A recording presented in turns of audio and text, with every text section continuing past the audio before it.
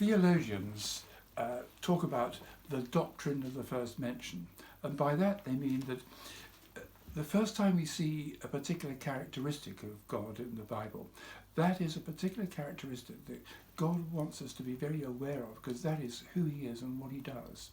And the first time we see the first mention in the Gospels of someone being healed and God's will to do that is in Matthew chapter 8, and it's lovely. I'll read it to you. He came down from the mountainside, large crowds followed him. A man with leprosy came and knelt before him and said, "Lord, if you are willing, you can make me clean." Jesus reached out his hand and touched the man. "I am willing," he said. "Be clean." Immediately he was cured of his leprosy. That's lovely, but I also love it in the Living Bible, where the man comes up to him and says, "Sir, if you want to, you can heal me." Then Jesus looks at him and says, "I do want to. Be healed." And I just think that is so beautiful. And that emphasizes to us that God wants us to be healed. Jesus wants to heal us.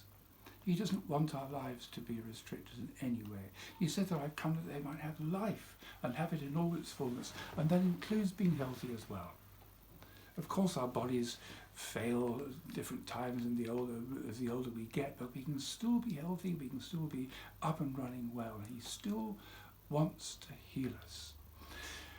And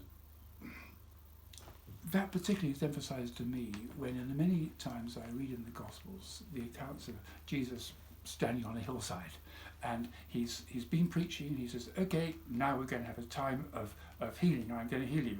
And the crowd, hundreds of them, just stand up and they ran up the hill, they run towards him. "I want to be the first to be healed. I want to be healed of this. I want you to heal me of that." And you can just imagine them pushing and jostling to be healed with every expectation that they're going to be. There's no doubt whatsoever that he wasn't going to heal them. They just wanted to get there and get healed. And that's a good attitude for us to have as well. So as we come into a healing time, let's look forward to the fact, let's imagine that we're one of those crowds. We're just running up to him and we're kneeling before him and saying, "Lord, I want you to heal me now." And I think he really is going to do great things.